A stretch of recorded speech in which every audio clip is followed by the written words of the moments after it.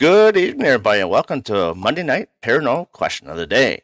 We'll be right back right after a short intro. Hey everyone, and welcome to Paranormal Question of the Day. We do live podcasts with live guests, live paranormal investigations as well. We do product reviews, so sit back, enjoy the channel, get popcorn, get a soda, and I'll see you soon. And we are back. So I hope everybody is having a good Monday, a good start to your work week. And tonight we have Mr. Rick Waid with us as a guest. How you doing, sir? Doing great. How you doing? Doing good, doing good. A lot of people are excited to have you on. We're just waiting for people to get into chat right now. So whereabouts are you out of again, sir? Grand Rapids, Michigan. Okay. So that's a little bit of a ways there. How is the crowd out there for paranormal stuff? Oh, it's pretty big out this way, man. We have a Mid-Michigan Paracon, which is really big. We have that at a hotel. Then we have Michigan Paracon, which is in the Sioux at another casino and hotel. So yeah, two big events in Michigan that gathers a lot of people, man, especially the one up in Mid-Michigan. Mid-Michigan gets, they get a good amount because they're at a casino too. So they get a good amount of people too. I think Michigan Paracon is just a little bigger, maybe like another 1,000 to 1,200 people come to that one. But they're both really big events, So we're saying 3,500 probably to 5,000 people. Wow. See, I have not been to either one of those events yet. So, hey, Lori. Yeah, so sometimes I can get up to those things, but sometimes it's just work kind of bogs me down and I can't go anywhere. Oh, I understand that. So, but it's good work, though. It's good work. Hey, Danielle. What's up, Danielle? So, we're getting a few people in here. So for those of you that don't know who Rick is, Rick, could you let the fine folks in the chat know who you are and what you're all about? Sure. Well, my name is Rick Waid. I'm a paranormal investigator, author, and seer.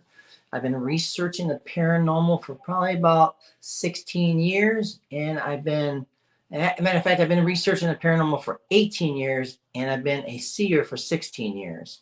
I've written 3 books on Amazon: My Paranormal Journey, One Man's Obsession, Awakening of a Seer, and my 3rd book, The 11th Child. All these books basically talk about my journey, how I started, how my gifts progressed. All is in 3 books. So which is actually wonderful. So if you want to know more about me, you can pick my books up on Amazon or Kindle.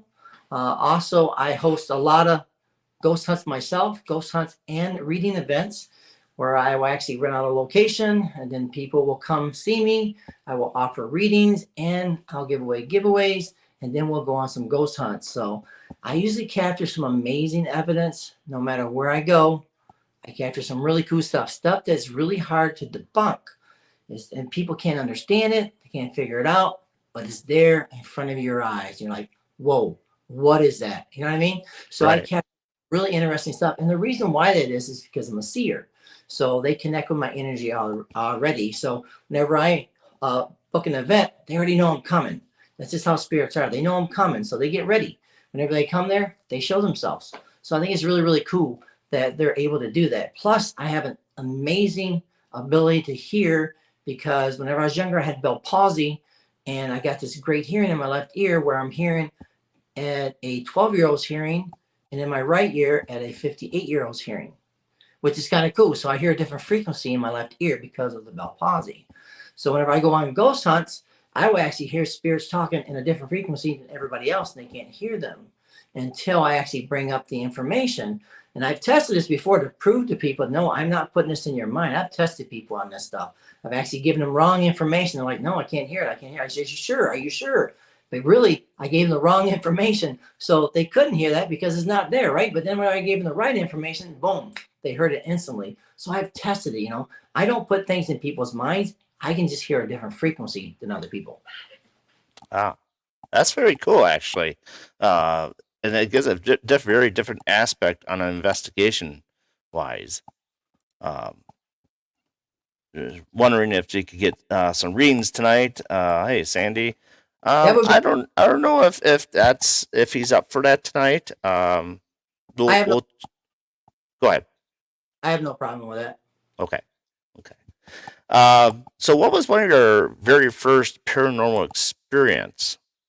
My first paranormal experience was I was actually watching a ghost hunter show, which is cool. You know, everybody was excited about the ghost hunters. And my son came down and said, Dad, let's go check out this old house at the end of the road. So we walked down there. We walked around the building. It was all locked up, you know, locks on every door, boarded up windows and everything. And I walked around the house. And as I'm looking at the house, to the left was a shutter door up on the top floor, and it was open. I said, if there's any spirits here, close that door. And that door, shutter door, closed for me. So I'm like, oh my goodness, this is really cool. I told everybody, and they're like, well, I don't believe it, right? You know, they're not going to believe me, right? So I went back home, got my video camera, came back, turned it on night vision. I went back to the door. I had my son-in-law with me. I said, if there's any spirits, open the door. I said, if there's any spirits, open the door. And it opens up exactly when I asked. It's really, really cool. You can hear the actual creakiness of the door. So it's a really cool video. If you want to see something kind of neat, I have that video on my page or on YouTube. So it's really, really cool. And also in that video, I slowed it down. And in the middle of the actual two pillars, you can actually see a female manifest with a hat and a dress on, a white dress, which is kind of cool. Wow. What's the name of your channel? That way they can get to it. Just Rick Waid. Okay. Okay. Wow, that's pretty interesting. It just for something like that to happen on just like that all at once and then do it again. It's like on a scientific level too. It's like when you can recreate it. It's a really neat feeling when you can do that. Oh, 100%. The thing, it was on the second story too. You know what I mean? So Right. and the thing I took a radio station out there like a couple of days later, and we actually went out there again. And we were out there, and I asked it to do it again, and it happened right for the radio station, which is kind of cool. I mean, it's not happened only once; it happened a couple of times. And matter of fact, even like a week later, I went back out there with my son-in-law, and we started to film again, but the camera wouldn't work. But the actual door did like 20 commands for us, man. We'd ask it to open halfway, it opened halfway. We'd ask it to go fast, open real fast, it opened real fast. There was some kind of connection with that door for some reason. And I did some research on the house, and there was a young girl that never came out of that house. She stayed up in that second floor and looked out that window all the time. She never came out. Isn't that kind of creepy? Yeah, it is kind of creepy. I mean, it's like then you kind of wonder, well, she must have passed away up there or something then. Yeah, most likely something happened, and she just give me that information, like said, listen, time to open up. You know, I have another interesting story I want to bring to you. See, growing up as a kid, I always had nightmares. And my mom sometimes she would actually get worried about me because I would walk around, I'd walk in my sleep, talk in my sleep, run around the house, screaming and hollering. And one time she actually took the Bible and she said, Jesus, get it out of them. Get the demon out of them. She thought it was a demon. You know what I mean? She hit me in the head with the Bible. Now, I know it sounds kind of crazy, but it wasn't really hard. But it was enough that she thought there was a demon in me, right? Because, you know, days, you know, people talking and walking in their sleep, they didn't know what that was. And now we know what that is, right? Night terrors. And I was having night terrors. Well, the thing is, I've had night terrors my whole life. After that door opened up for me, how cool is this? I don't have night terrors anymore. I don't walk in my sleep anymore. I don't talk in my sleep anymore. Wow. What it was spirits were saying to me, hey, they were actually coming and visiting me. I could see things on a wall moving. I could see things manifesting in a picture. Those were actual spirits saying, listen, Rick, wake up, man. Wake up. We can communicate with you. But I didn't know how to wake up until that door opened up. Wow. Do you do any astral projecting at all? No. Okay. Never done it. I would like to do that, though. That'd be kind of cool. Yeah, there's a lot of different ways on doing about it, and different experiences that people have with it, and it's kind of like it happens like deja vu in a way. Like you go to someplace like, hey, I've been here before, you know, but it's kind of like how it works that way. But there are other things you can do while you're astral projecting as well. But we won't get into those kind of subjects. It get kind of weird. But so what was one of your most fun investigations you were at, and what made it so fun? Well, okay, let me see here. I would have to say honestly, I'm a, I would have to say, let me see here. They're all kind of fun for me. I don't really get scared. You know what I mean? They're all kind of fun for me. I Uh, think one of the most coolest one was whenever I was actually at this location just south of town in Allegan, Michigan. Okay. I was there and I was recording, going upstairs to the third floor, and we was hearing the music box go off. Okay. It was just going off, going off. And the actual paranormal investigator was down there. He said, listen, Rick, that's never happened before, man. So I went and took my camera up there, dude. And I went up there and I just started filming. I'm like, trying to communicate with whatever was there. Nothing really responded to what I was asking. The next day, I actually looked at the actual video and I saw a manifestation of a spirit. It starts from like almost to me, it looks like a little baby. And then it grows to an actual young man. And then it grows to an older man. And then it grows to like a skeleton. Like his whole life actually manifests on the video. I had that on my timeline too. It manifests on the video. And you can see him clear as day. He's looking this way. He's looking that way. He's looking this way. And the thing is about this, it's kind of fun to actually hang out with all these people because I have this great ability to hear these EVPs. And it's almost every investigation I have fun, no matter what. So, I ain't going to say one or the other one's, better than the other one, but they're all fun for me. They're never really scary. They're never really where I'm running out scared and I'm never coming back. They're all fun because I actually bring positive energy. When you bring energy, you get positive energy. You know what I mean? right, right. Now, have you ever driven past, like, sometimes I drive past a house and, like, oh, there's got to be something in that house. Now, either I want to go into it or I don't, is another determination. Do you ever get that feels when you're driving around in your vehicle? Whenever I first started my journey, whenever I first started getting into EVPs, I would, at any abandoned house, anything like that, I would actually leave my recorder at these locations and walk away. Back then, I didn't have the feelings I have now. Back then, I didn't have the abilities I have now. I only had the audio recorder, and that was my actual main drive when I first started the paranormal. But I would leave my recorder in a specific place where nobody else could see it. And I'm telling you, I would come back hours later and I would listen to that audio recorder and I could hear people talking, hear people walking, and there was no other houses around. There's nothing near. We're talking like a far distance to get to the house. It's kind of crazy what I was capturing with the audio recorder and nobody was there. And what was cool is I would always honk my horn before I left, and then I would honk the horn when I came back. And you would not hear any other cars. You wouldn't hear anything, but you could hear all the voices, the walking. It's almost like they're actually living their life. It's really cool. Wow, that's very interesting. I never thought about doing it before at a location. There's plenty I would want to do it too, but it's like, I don't think I'll ever see that recorder ever again. But the thing is also, what's very important is if you're really going to be really good about audio recording, I'm really good with audio recording. So take 3 recorders. You take 3 recorders and you put them all close to each other, okay? And you start them all at the same time. And then you record for the 2 hours. Then you come back. I'm telling you, it's amazing how you can actually hear on one recorder. You might hear, "Hi, I'm Dave." On the other recorder, will say, "Lisa's here." Or the other one said, "My mama's dead." All 3 recorders at the same time said something different. That's how I was capturing some stuff. Impossible, because they should be recording the same thing, but they Right. weren't. Isn't that Yeah. cool? That's very cool because it gives a very good example of how now are these recorders all the same kind of recorders or all different recorders? They were all the same kind of recorder. Okay, so that's even more intriguing because they're all the same kind. Mm-hmm. So that's something you don't ever hear too often of.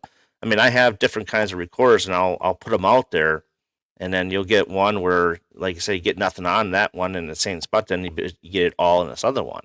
Mm-hmm. So That's how it is. Some of them can actually pick up different frequencies too, right, I'm starting to like the new RCA one. There's a new RCA one out that has this amazing ability to capture things. I went on an investigation about a month ago, 3 weeks ago, and his recorders are so amazing, man. It just blows my recorder away. It just blows it away. It just picks up these voices. It picks up more activity. It picks up so many more cool things. I got to buy one. It's like $100 and some, but I want to buy one of those because it just picks up so much energy. It's just crazy. I was right. blown away. Yeah, I use a Philips recorder. It has actually 3 microphones on it, 2 on the left and right, and 1 in the middle. Okay. So it does a full 360 type deal. And then I also have the ability with my phone. if I set it down and I go to a different spot of the location, I can hit recording and automatically start recording where it is. Okay. So Cool.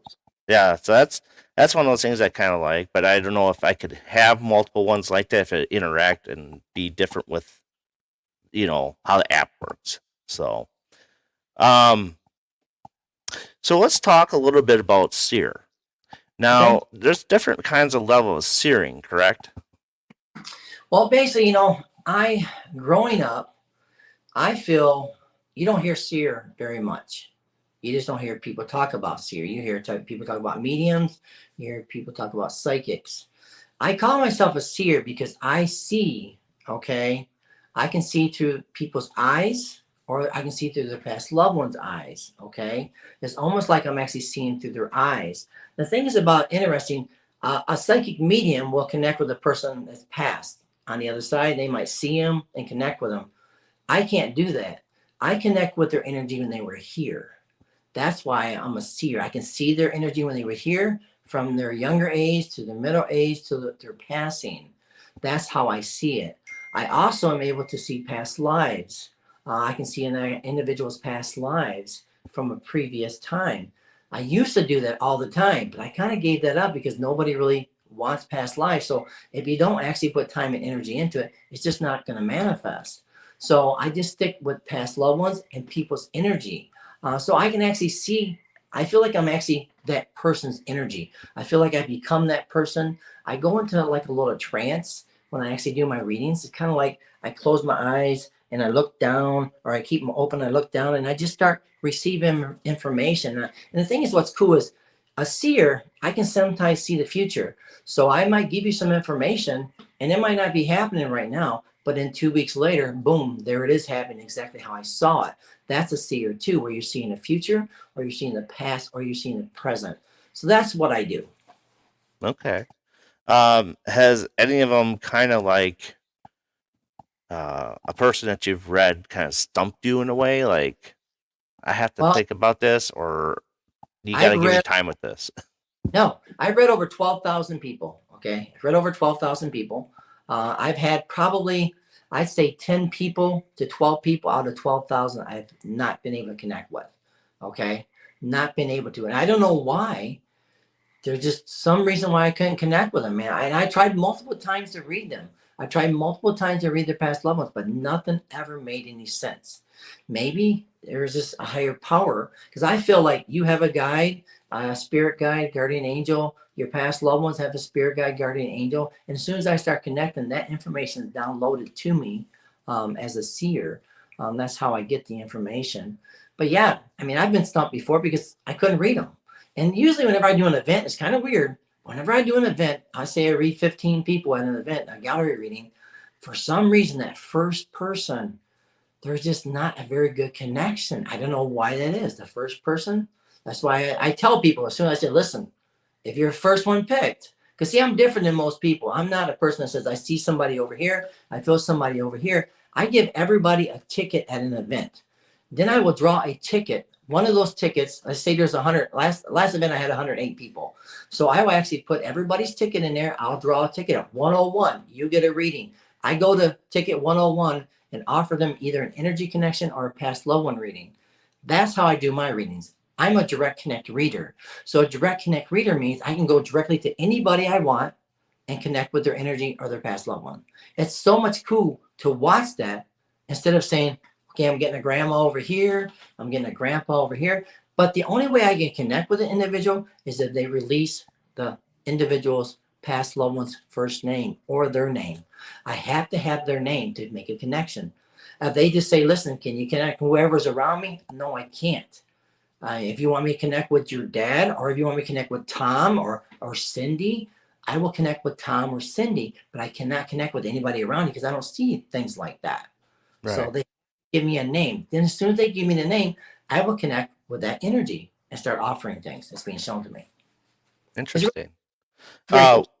so what is your views on now?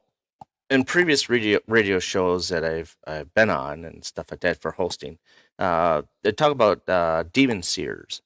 Uh, what are your thoughts on that? Honestly, a demon is blown up all over the world. Everything's a demon anymore, which is ridiculous. You know, I've been to so many locations that's supposed to have been, you know, demon activity. I never get anything like that. Maybe because I'm bringing positive energy. Maybe people that are negative are bringing negative energy and they're getting negative energy. But I've never been doing this for so long. Never had any encounter with a demon. So the thing is about demon seers, I don't know anything about that. Never heard of that. But what are they? I don't know. I've never heard of that before. Are they just seeing negativity? Are they seeing demons? Are they seeing bad energy? I mean, I don't know. I don't see any of that stuff. I don't see anything negative and mean and evil whenever I go to locations. I see positivity. Okay. Yeah, mostly with the demon seers, they have battles, is what they say. They have battles like with hundreds of them a day, sometimes 1,000 a day with demons and stuff like that. And sometimes I just kind of started shaking my head, like, I seriously? personally, now, I made a post just the other day about demons, everything demon. Now, I get religious people come to me and they're saying, listen, I work for the church and I'm telling you, I'm on hundreds and hundreds of cases of demons. I do not believe that. I I don't don't either. believe. I think 2% of all paranormal stuff can be demon wise, but it's very selective of what the location is, in You my know, opinion. uh, and the thing is, I grew up in a Christian world. My father-in-law was a preacher. I mean, my stepfather was a preacher. I went to church. I watched him get the Holy. I watched people get the Holy Spirit. I watched him touch people and get things out of them. I'm sorry, but I've watched it enough to know that it's fake.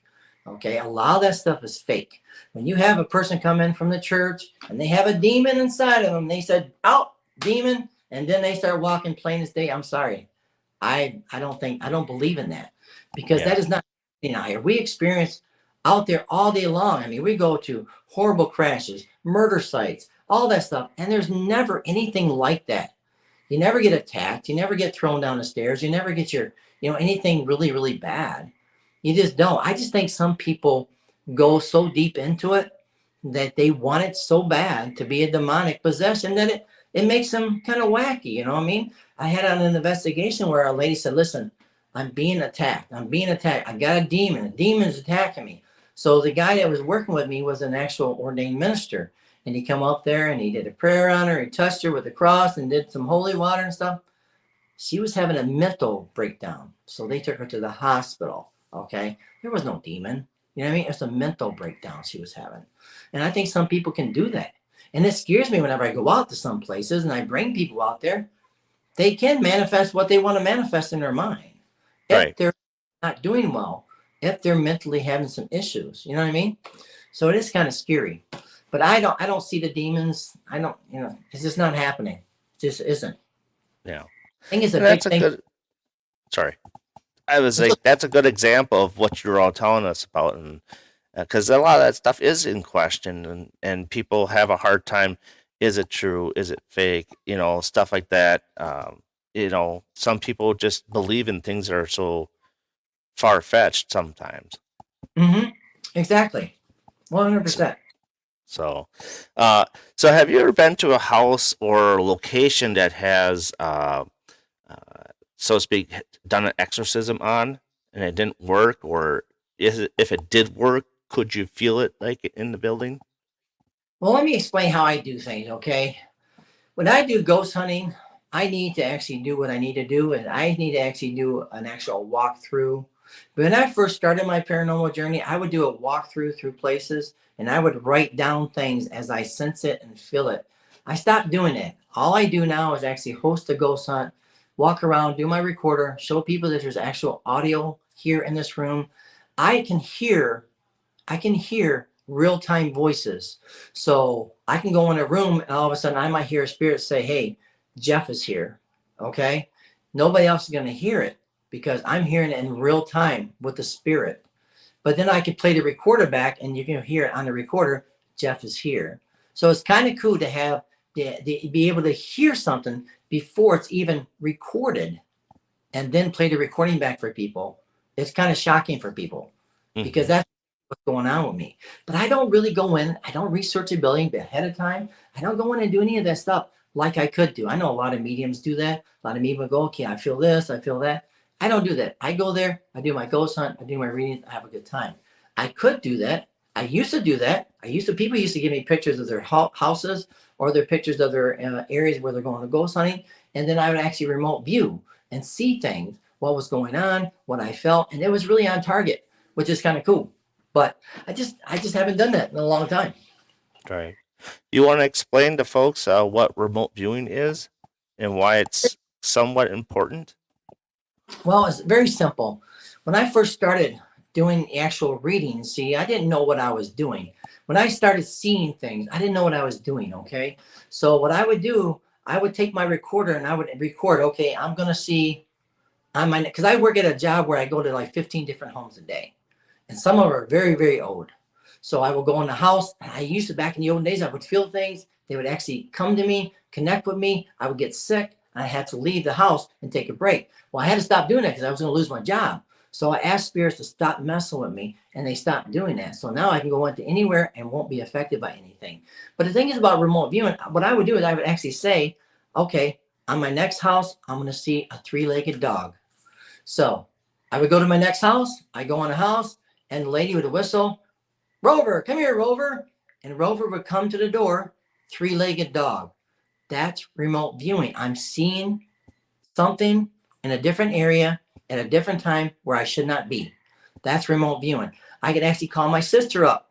How you doing today? She said, okay, doing good. She said, well, what do you see around me? I could actually remote view and see that she just did her locks on her door. Or I can remote view and see that the window in the living room, somebody threw a rock through it last night. I can see the glass on the floor. I'm actually seeing her house and remote viewing her house. That's remote viewing. Or you can take an object and hide it in the woods. And they say some people can go and find that object. That's another type of remote viewing.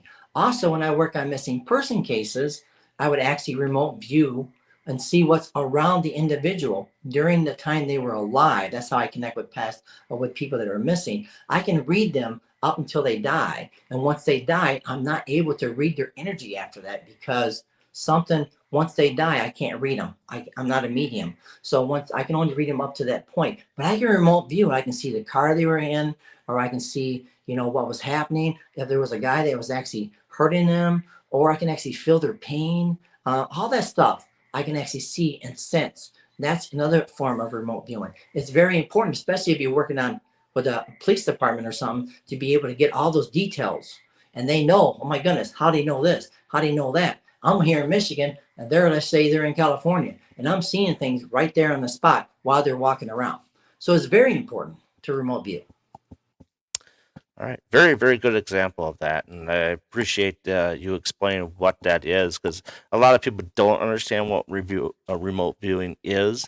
And I greatly appreciate that.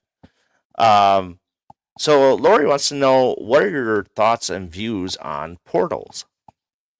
Well, that's another thing for me. It kind of bugs me. I know a lot of people, I hear it all the time. I have a portal in my house. I have a portal in my house. I've been to multiple houses with portals, and there are really no portals. Okay. It's just in their mind. They've been told there's a portal by somebody else. So it kind of sticks in their mind. I'm sure there's ways for things to come in and out. There has to be ways. Maybe there is portals out there because some of the stuff I capture, I don't know where the heck it came from. And it's there within a second and then it's gone within a second. You know what I mean? So it Right. appears and disappears. Where is it going? How's it moving? There has to be some way for this spirit to come here and go there and come here. Because I've actually captured things at one location. Then I captured them kind of almost the same thing at another location. I'm like, how did it get there? Right? It could have been just following me though, right? But I hear portals all the time, and that's overblown too. People overblow with the portals. I got 7 demons, I got 7 dogs, I got all this coming through and all that stuff. And a lot of times it's really nothing. A lot of times I go out to these places, they honestly have watched too much paranormal shows. Not to be mean, but they have watched too many paranormal shows and they're paranoid. So whenever they see something, they hear something, all of a sudden they think it's a portal, and really it's not. But it's just how it is. And if you believe something, you believe something, you believe something, people are telling you stuff, then they're gonna believe it. You're gonna believe it. I don't really believe it because I go there and I check it out. Mhm. But to have a portal, think about it, you guys. I mean, a portal. Well, Bigfoot, I mean, some people say Bigfoot comes through a portal, right? A lot of these ghosts, demons, or whatever you want to say, comes through these portals.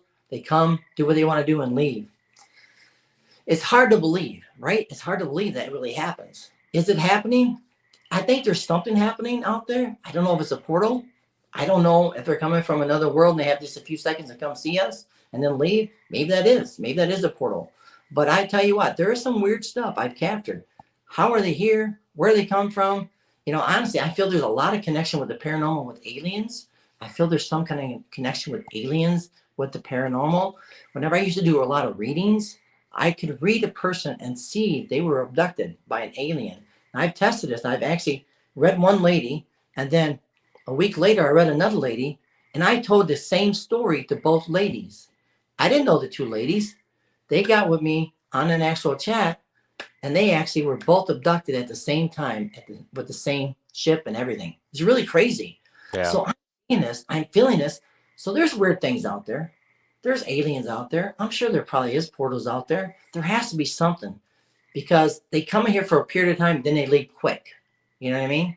Yeah. It's like they can't stay here. You know what I mean?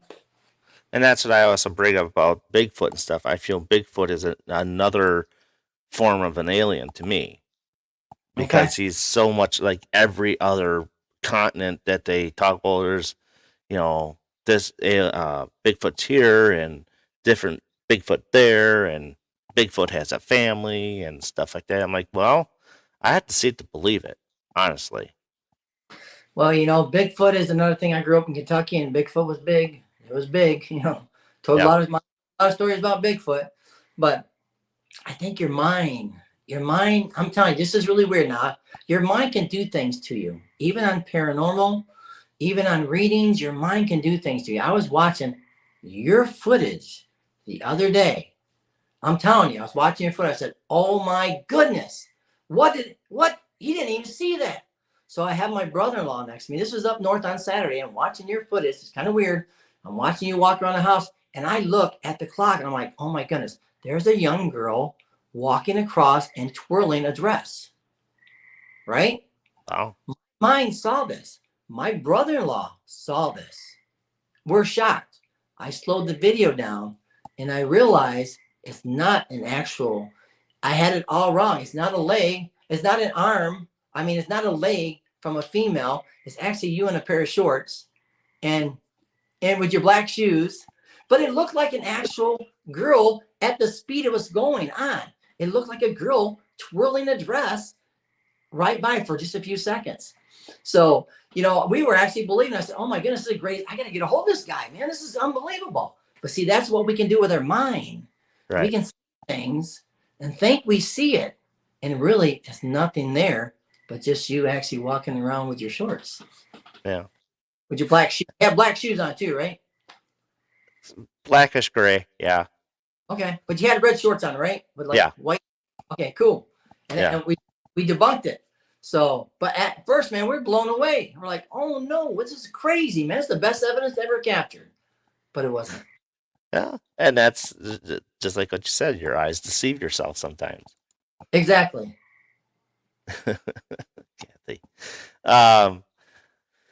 So now when you're on your paranormal investigations, do you want to explain like I know you said like you used to do your walkthroughs, so let's go back to when you used to do your walkthroughs and stuff like that and do a paranormal investigation, whether if it's by yourself or not. Run it down for folks to like, hey, this is what I do step by step to kind of get a feel of how you run your paranormal investigations. Well, what I did when I first started was a no-no. Okay, first of all, I got obsessed with the paranormal and I did things on my own. I mean, I would go to locations at like 11:30 because I thought midnight was the time, man. We're to capture something, right? So I get out to these locations by myself and I'd walk around these old barns, these old houses. I mean, I could have actually killed myself and nobody would never even known. If I would have fell in a well, who would have found me, right?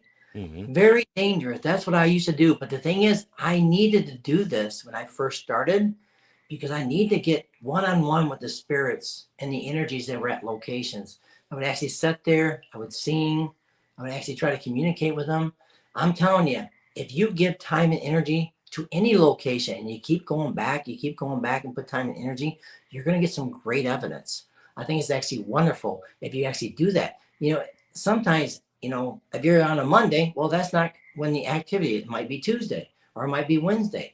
But if you go there a lot, you're going to see things, you're going to feel things and really believe in it. Things will happen for you. So that's what was going on with me. I would actually spend so much time and energy into abandoned places, always abandoned places, old churches, old schoolhouses, old buildings on the side of the road, anything old and old. I would actually go there and spend time at a certain time at night. So I would do that by myself, but I would always capture some amazing evidence because I was the only one there. So when I heard something or when I felt something, I knew it was real. It was definitely real. But see, what I do now with ghost hunting is very simple. If I was to go out and do a haunted location, what I want to do is first, I want to go there. I don't never get any information about a place. I want to go there with no information. What I'll do is I'll go in there. What I like to do is actually go in there, just walk around the place, see what I feel. Then I like to set stuff up. Okay. I like to set cameras up or I like to set recorders up.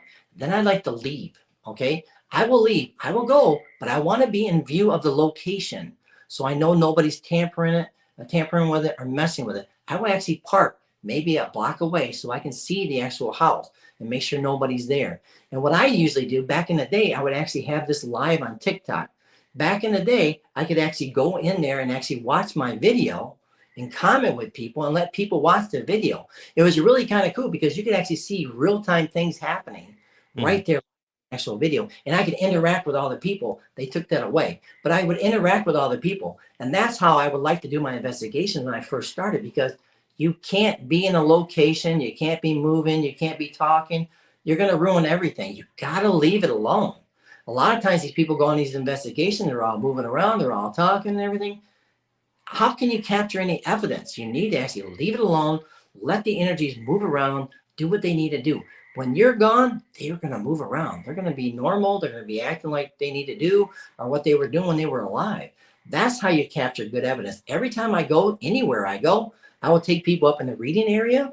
I say, okay, we're going to do readings. Everybody goes up there. I take my cameras, I put them around somewhere, and I leave them while we're up there doing the readings. And I know nobody's around. So when something happens, I know it's got to be cool or paranormal because it shouldn't be happening. You know what I mean? And I'll see things moving. I'll see something knock my camera over. I'll hear some actual EVPs. So you have to give that privacy. If you don't do that, you're really not going to get great evidence because there's too much people talking, walking, and doing what they got to do. Very interesting. Very interesting.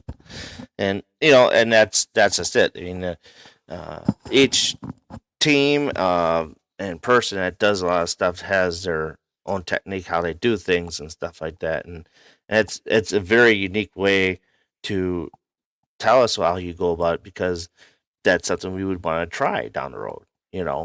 So definitely take some notes in chat and try it and do what he was just explaining and see what your outcome is. I'm definitely going to try it now and see how it goes. And yeah, I'll be very curious. Very curious. So let's go into past lives. Now, do you believe in reincarnation? Yes. Okay. So what is your views on past lives, and do you believe that we have infinite amount of past lives, or do you believe that there's only a certain amount of past lives that we have and that's all we got? Plus, with our past lives, does that make up the person who we are today versus what we were in our past life? Well, let me tell you a few readings I did, okay? I had read this individual. This gentleman came to me and he said, listen, this is when I was on a website called Unexplained Mysteries, back before Facebook and TikTok and all that stuff. I was on this page and this gentleman came to me and said, Rick, read my past life. I said, okay, no problem. I'm going to try to give it a go. So I started seeing things. I kept seeing him actually being in a plane. I seen him in a plane. I seen him going down. I see the actual name of the plane. I see his name. I get all this stuff going on. Okay. So he was like, he's having nightmares. Okay, he's having nightmares of always being in a plane and crashing and dying. Okay, so I gave him all this information. He went back and he looked it up. Okay, he looked up the information, what I gave him. He found the plane, he found the guy, and he actually sent a picture online with him and the guy next to him. They were almost identical twins, Hmm. almost exactly the same person. They looked almost like twins. Now he's having the nightmares. He's actually living that life from his past life. Okay. He was that gentleman in his past life, which is kind of cool. And I've read other people. I've actually read this one lady. I said, listen, I keep seeing Annie Oakley.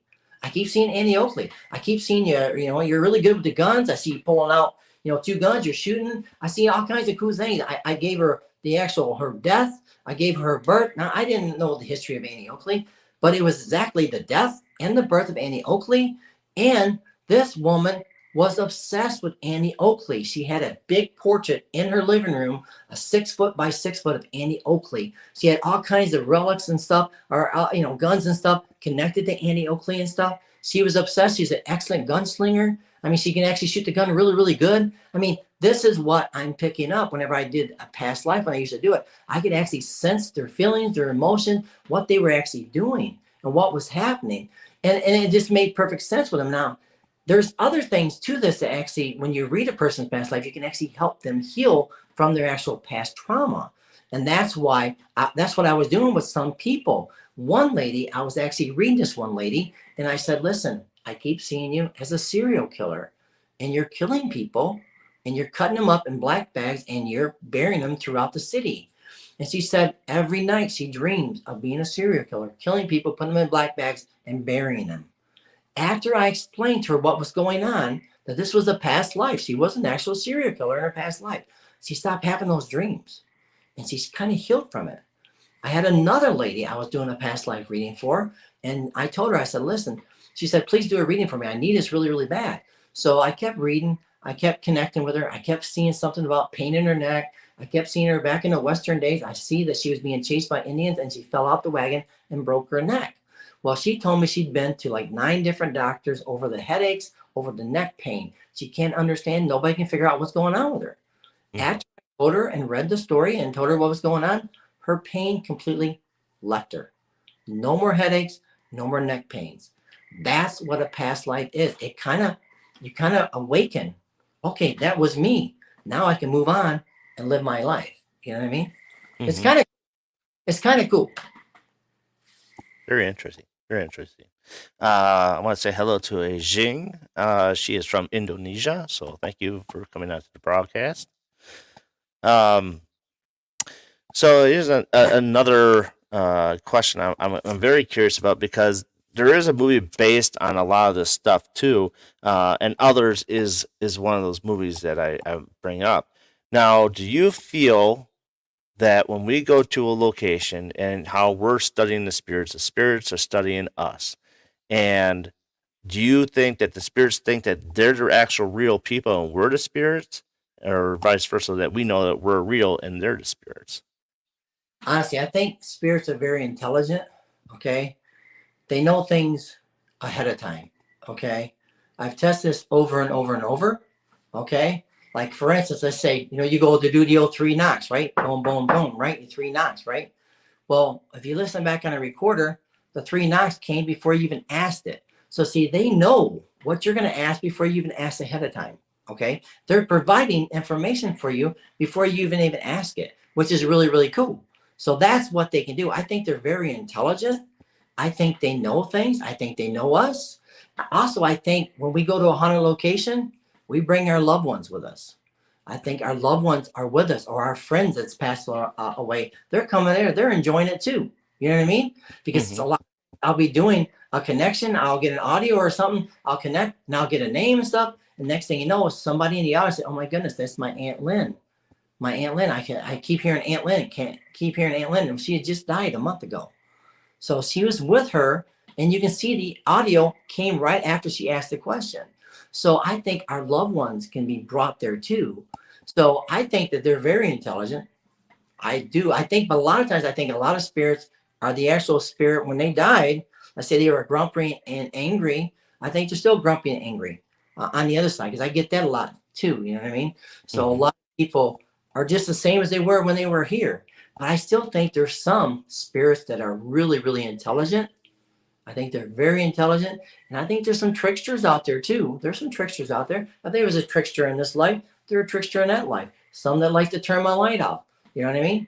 They just Right. like, you know what I mean? That's just how it works. But there is some tricksters out there. But I think that the spirits are smart. I think they're very smart and they can be very intelligent. And if they want to show you something, they're going to show it to you. But I think a lot of people, like whenever I used to go in people's houses, dude, I would go into people's houses and paranormal would happen right in front of my eyes. I would have an actual closet door open and shut so loud that the whole house would shake and the customer would not even know what happened. Wouldn't even pay attention.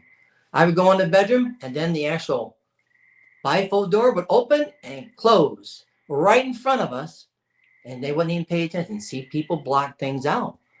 They don't believe, they block it out. They don't even see it even happening. They won't even observe it happening, even though it is happening. And I'm sitting here like, what the heck? You didn't see that? But I can't say that because I lose my job, right? So, but yeah, I just think, spirits can do what they want. But sometimes if you're not paying attention, you're not going to you're not going to actually believe it because, if you're not believing it, you're not going to actually pay attention to it. You're not going to be open to it. So it's not going to be shown to you. But I think spirits are around all the time showing us stuff. But a lot of times people just don't pay attention because they don't care about it. Right. Not part of I their hear you. life. I hear you.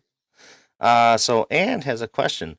When can we ask psychic questions? Well, what kind of questions? Fire away, Anne.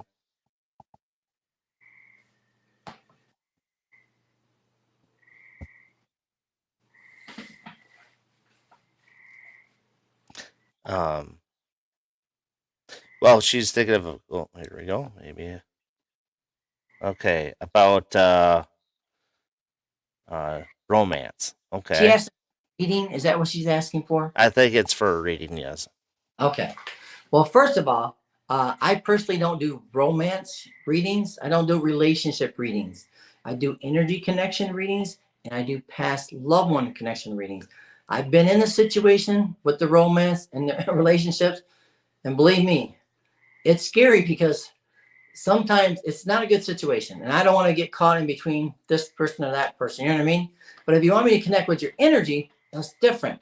But I don't know relationships or anything like that. But if you're asking of me to connect with your energy, I can do that.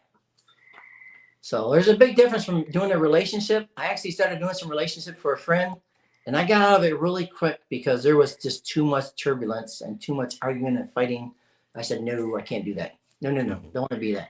Don't want to be So in that. energy, you're talking more like aura, correct? No, I'm talking about her as an Okay. individual. So, Because I so know there's aura readings out there too. yeah, and there is aura readings. Well, some people can see aura. I can see aura sometimes. I can see animal spirits sometimes. It all depends on what's being given to me. But these are actual energy connection where I'm actually seeing them when I see things about them, how they think, how they feel, their emotions, stuff like that. Oh, Danielle says she's willing to do a reading. What kind you want, sister? Now, did the other person want me to connect with her though? Because she was asking, did she want me to connect with her energy? She hasn't responded yet. And do you want him to connect with you with his energy and stuff? There you go. It's okay. I have issues with other person. It's him, not me. Okay.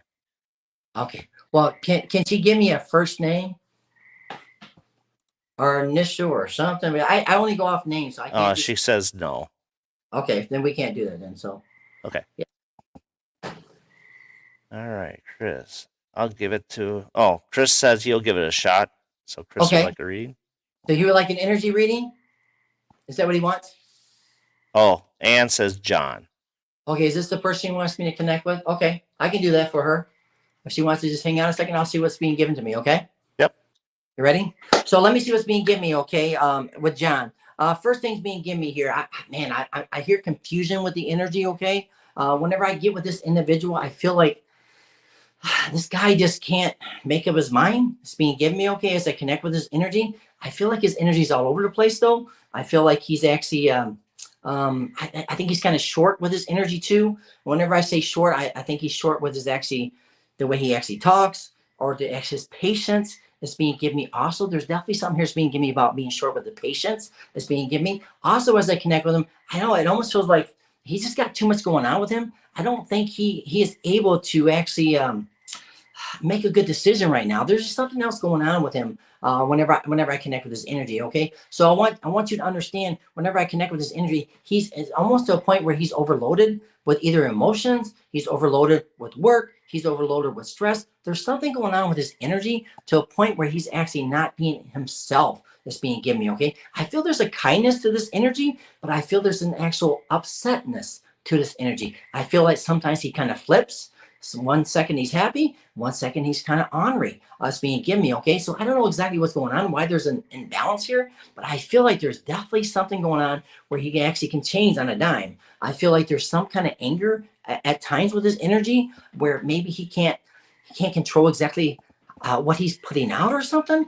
I think sometimes he actually shouts out quick or he lets things out quick. Us being given me with his energy, okay. But at the same time, it almost feels like I just feel a burden, like he has some burdens on him, or he's carrying some burdens or something. Okay, something about him actually, if he could learn to let go of some things, or maybe not be around certain people or something. I feel like there's some other energy around him that's not maybe not positive for him. Because as I connect with him, it almost feels like there's definitely something here that's being given me where he's giving out too much in other different places, so he can't give you the time that needs to be given. Okay, I feel he's actually giving it to other people, which he shouldn't be doing that. Okay, it's being given me. Okay, but it almost feel like he needs to make a priority. I feel with your energy, but it almost feel like he has too much on his plate. And like I said, he changes too quick. He's just too fast to make decisions, and he's not thinking things through. It's being given me about his energy. So I don't know. There was just a little tap in to tap in with his energy. So Okay. Very nice. Very nice. Good work. I like that. That was very quick. Let's see here. Okay, here. So Danielle would like a reading on Renee, is which this a is her pattern? mom. Her mom? Okay. Well, let me see what's being given me about Renee, okay? As I connect Renee's energy. First thing's being given me here. I feel like this person was a very thoughtful person. It's being given me, okay? I feel like this is being given me. I feel something here is being given me. I feel like this person toward the end was having some issues, was torn about something, or was kind of worried about something, okay? As I connect with the energy. Because as I connect with it, I almost feel like she just had too much going on in her mind or something. I just see her mind very active, but at the same time, I don't feel like it's actually doing what it should be doing. Okay, there's definitely something going on with the thinking that's being given with her energy. Okay, something also about her. It almost feel like to me, like I just feel like she had. I feel like she's telling me she had to carry a lot. She had to carry a lot from her past. She had to carry a lot from her past, and she feels like she had to carry people when she were around. Okay, seemed like she was the kind of person that had to pick people up. It seemed like she was the kind of person that actually had to lift people up. It's being given me. Okay, I think she took on more than what she should have handled. It's being given me too. I feel exhaustion with the body. I feel like she's very tired. I feel like her actually. I almost feel like I feel like it's shutting down with her body. It almost feel like there's organs that are shutting down, or her mind and body is actually going to a point where it's just not able to actually, do things. She's not able to get around. She's not able to move around. I just feel something like that's being given me about her energy. And it also was being given me, it almost felt like to me like she was, I mean, either she was very fond of flowers or very fond of a garden, but it almost felt like as I connect with her, I just see her happy time was actually being outside. Her happy time was actually doing things with her hands. I feel like she was very good with her hands. I feel like she actually could actually make things, or she was actually, she could actually do things with her hand that actually made her happy. Okay. I do feel like there's some sadness in her energy though. I feel like she carries some sadness with her for a period of time. I think this actually stayed with her for a while, but I do feel that she was actually, for all what was going on with her, yeah, I almost feel like I want to tell you to give her a break. Like she needed a break, or she needed actually a little bit more support or something. I feel like at times she didn't want people in her space because she didn't like people that much in her space. She didn't want to tell people what was going on. She wanted to keep things to herself a little bit more. I think she might have been stubborn at a point here or there with her energy that's being given me. I know I talk a lot. I didn't want to go too much, but that was just some stuff that came to me. Okay. Hey, Patricia.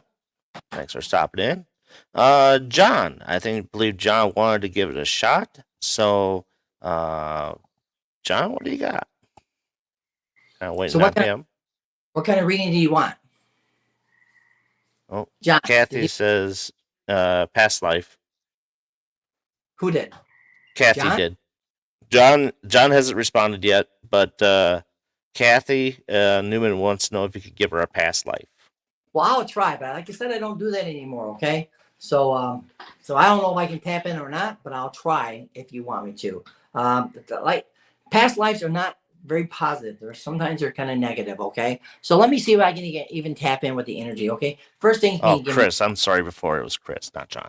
Okay, okay. So what am I doing here? We're doing Kathy first, and then we'll wait for Chris. Okay. So let me tell you, Kathy. As I connect with Jane, it almost feels like as I connect with you. I know it sounds weird, but I see you actually being chained by the wrist. Okay, so this tells me either there was something connected to either being a prisoner in your past or something connected with actually having things on your wrist. Okay, now it sounds kind of weird, but whenever I connect with past lives, I always see something connected to something bad happening to somebody. So it almost feels like you were actually a prisoner at one time. It's being given me. Also, as I connect with you, I know it sounds weird, but I feel you had some male energy in your past life. So almost feel like there's some male energy actually coming through. So I feel this was a male energy that's coming through with the actual handcuff. Also, as I connect with you, it almost feel like, I hear scars. So it almost feels like there were some scars on your body, or you might have some weird birthmarks or weird things on your body that's being given me. Okay. It almost feel like there's some actual scars connected to your past life from either being hurt or actually being beat or something like that's being given me. Okay. Also, as I connect more, it almost feels like there's something here about it's really it's interesting because I see different. I see water with you, so it almost feels like you could have been on a water. You could have been on a boat. You could have been traveling on a boat, maybe a prisoner on a boat or something like that. But I do see water, so you might have issues with water, or you might have fears with water. But I feel like there's something here with a boat and water with your energy also. Okay. Also, I connect with Ireland with you. I know it sounds weird, but I see Irish or something connected with Ireland with you. So maybe this is something that you like. Maybe this is something that you actually connect with Ireland, or you connect with the actual, the country, or something about Ireland. But I feel like there's some kind of Ireland connection with your energy also from your past life. Okay. And also, as I connect more, it almost feels like, I do feel like there was some kind of, I feel like, I don't think you were connected to any kind of royalty, but I do feel like you were actually on the lower end. Back in those days, in the Irish days or something, I feel like you were more of a poorer person that's being given me. Okay, but I see you working with your hands, though. I feel like you were actually very gifted with your hand. I feel like there's some kind of artistic ability, like you drew or you knew things about drawing or something. I feel something interesting about drawings or something like that also with your energy. I know it sounds kind of weird, but this is what some stuff that was being given me. So I don't know if that made any connection or not. Okay. And then Chris, I think will be the final one because then we want to get into your books here. He just wants a basic reading. All right, Chris, let me see what's being given me, okay? Now, this is interesting how I drop from person to person to person. It's kind of cool, okay? As I connect with Chris's energy, the first thing being given me, I feel, you have to push yourself a little bit more, okay? As I connect with you, it almost feels like, you get to a certain level and you just don't go over, okay? I feel like, a little bit of push in your energy. I feel there's some, at times, you're just not completely confident of making a jump or making a move. It's being given me, okay, as I connect with the energy. Also, as I connect with you, it almost felt, I want you to be proud of yourself. I think you've actually come a long way. I think you've actually done a lot with your life. It's being given me, okay? Something here about being proud, okay? It's being given to me that I have to actually bring up to you, okay? Also, as I connect with you, it almost feels like, you've got yourself out of some messes, or you've actually was in some messes that's being given me. And whenever I say messes, I don't know if you got, there was something that was going on with your life where you actually kind of, you got away from it, or you actually pushed it to the side. I think there's something here. I think you have grown up, and you've actually have your experience and your knowledge now. You've actually, maybe some stuff that you used to do, you don't do it anymore because it was not good for you. It's being given me, okay, as I connect with your energy. Also, as I connect with you, it almost feel like to me, like, I just feel like, man, I feel like some openings coming for you. I feel like some actual, a brighter future coming to you, okay? But the thing is, I feel you have to push yourself. You're not going to get anything unless you actually step out that door and actually make an effort. I think sometimes you don't have the energy, or you don't want to do it, or sometimes it almost feels like there's some fear, or maybe that you're not able to actually step out that door. I think this is something that we all have in us, but I feel like you're actually going to make some changes in your life here is actually going to be better. I think you've actually been doing some changes that has actually helped you and moved you into a better situation that's being given you, okay? And also as a connected, it almost feel like to me like I hear sharp with you, okay? So usually whenever I hear sharp, that means that an individual could be sharp at something, they're actually pretty smart at something, or they're actually catch on to things very good. But I almost feel like I hear sharp with your energy also. So it almost tells me that, that you're kind of smart when it comes to certain things, okay? I feel you fiddle faddle with things. I think you're a fiddler, or you like to play with things, or you like to, put your hands in there and get your hands wet or something. I feel you're that kind of person that actually can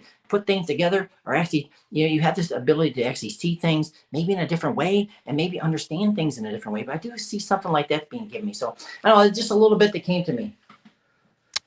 Very nice. Very nice. Very quick. I like how quick you jump into it and just like really go to town on it. So I know I get started, man. It's like boom, boom, boom, boom, boom. You know what I mean? right, right. You're Otherwise, welcome. it's like if you go slow, you might be afraid you might miss something probably. Whoops. All right. Your readings on my past life make very exclusive. Okay. Wow. Interesting. Hmm. That's interesting, Kathy. Chris says thank you. All right. So let's get into your books here. And want to explain briefly about your 3 books, what they're about, and then you can talk a little more about your newest one. Okay, my first book is My Paranormal Journey, One Man's Obsession. I started that book because my wife was worried about me going out ghost hunting alone by myself all the time. So she said, listen, please write a book. So what I did is I took every experience I had for the last 8 months to a year and I just put them in a book. Every information, every location, everything I captured. I'm telling you, there's some amazing experiences that happened to me. What was happening during my paranormal was I was actually slowly starting to become a seer. So every day I would put time and energy into the paranormal, something else would happen that would actually give me confidence. And I would actually gather more information, more cool things would happen. I had to be brought into a situation. I had to have something happen all the time or I would lose interest because I have ADHD. So all the time, the spirits were actually giving me something unique, very cool. So in my first book, you can read about all the cool experiences, what happened to me, some crazy stuff, some amazing things. But I'm telling you, they were very, very cool. So that's what my first book is about, all my paranormal experiences, okay? What was happening to me. My second book, Awakening of the Seers, how I became a seer, how I started actually reading on a lot of uh, paranormal networks and before Facebook and before MySpace and websites. I would actually go on these special mystery, unexplained mystery places. I would put a post up. It's all about me telling how I started connecting, how I actually started actually working on missing person cases. Who would come to me, why they wanted me to work on these cases, how I would work with a professor, how I would work with some detectives. A lot of this is in my second book. How I actually worked on the Smiley murder cases, Smiley face murder cases. I worked on a lot of those. That's in my second book too. How I actually would work on these cases and give information to the detectives or the actual officers that were actually connected to the cases. So a lot of this stuff is in my second book. How I became going to paranormal conferences, my first paranormal conference. All that stuff's in the actual first book, and it takes you from actually being a remote viewer, not knowing what I was doing, to understanding what I was doing, how I started reading past lives, how I actually started connecting with people's pictures, and then their past loved ones, then haunted locations. That's all in my second book. In my third book is actually memories. It's just a memory book, okay? It's from my earliest memory. It's basically set up by houses. So my first house I lived in Coldwater, Michigan, to my second house on Taylor Street. It's all about the different houses. What was going on? How I actually viewed life. What was happening with me? I was raised as the 11th child. My mom raised me, and I didn't have a dad around, so she basically raised 11 kids. He would come when he wanted to come, but mainly I didn't have anybody raise me as a father figure. So these are all my memories growing up. I got teased a lot. I got beat up a lot. I got picked on a lot. There's some shocking stories in there of what happened to me growing up. At one instance, I came home from school Everything was going great. And all of a sudden, I walked across the swinging bridge in Kentucky, walked up the holler, and I realized my mom had moved. She moved in another county, like 40 miles away, and left me. I mean, shocking stuff like that was going on in my life. These are all memories, what I remember as a kid, all the way up to me being in the military, all the way up to me actually going to jail my first time. I actually spent 90 days in jail. So, I mean, all this experience of me actually being in a jail. And I'm telling you, it was a scary situation. And I'll tell you what, I actually enjoyed every part of it, but going to jail did not enjoy going to jail. But that's part of my actual journey. Going in the military, how I actually was in the military, what happened to me in the military, all that stuff is actually in my third book. All my childhood memories, all the way from the youngest age, all the way until now, till I got into the paranormal. So it's interesting. There's a lot of shocking moments. A lot of people read my book and they're like, "I can't believe you turned out the way you turned out," because of my childhood. So Danielle says your last book is definitely her favorite. Crazy childhood that you have had. Yeah, just listen to it. Yeah, it sounds very crazy. I mean, mom picking up and leaving and walking away 40 miles away. Yeah, it was pretty shocking. I had to find my stepfather, and he finally took me over there, and it really that was a changing point in my life because I was doing so good. I was first five on the basketball team. Everything was positive. I moved in probably, I think I went to like 15 different schools to 20 different schools growing up as a kid. So it was like move, move, move, move, move, move, move. It was really rough on me because my mom was very poor. She didn't have any money, and when she could not pay the rent, we had to move. So we'd move to another house that would allow us to actually come in there, maybe work on the house, paint the house for some free rent because she didn't have any money. Oh, yeah, it does something to your soul a little bit too. I mean, it's Yes, just and I think that's why I'm so much of an empath. That's why I'm so much, I can watch cartoons with my kids and I actually get in tears because things touch me in a special way. You know what I mean? Watching shows and doing readings for people and connecting with people on a level. When I first started getting my gift, man, I would cry all the time. There was something about crying that actually helped me to actually manifest things better and actually make things happen better. Something about releasing that energy. It was happy tears though, not bad tears. You know what I mean? right, right. I hear you. I hear you. So what you got coming up? Well, I'm going to be at Mid Michigan Paracon. That is going to be in October. I also will be at the Michigan Paracon. It's going to be in August. All the paranormal ghost hunters, people on TV, psychic mediums, all of them that are on TV are going to be up there. A lot of them is going to be up there. Jason Hawes is going to be up there. A lot of actual paranormal. All the whole original ghost hunting team is going to be up there. A lot of actual big names are going to be up there. I'm going to be a gallery reader up there. So I'll be offering gallery readings for people, and I'll be reading people all day long for the whole weekend. We'll be doing some karaoke up there too, which would be kind of cool and fun. And at the Mid Michigan Paracon, I do that too, and I do readings there, gallery readings and karaoke. We have a good time. We do some fun things, and then I'll be at another thing called Witches Weekend. That will be, I'd have to look on that when that is, but Witches Weekend up in Houghton Lake.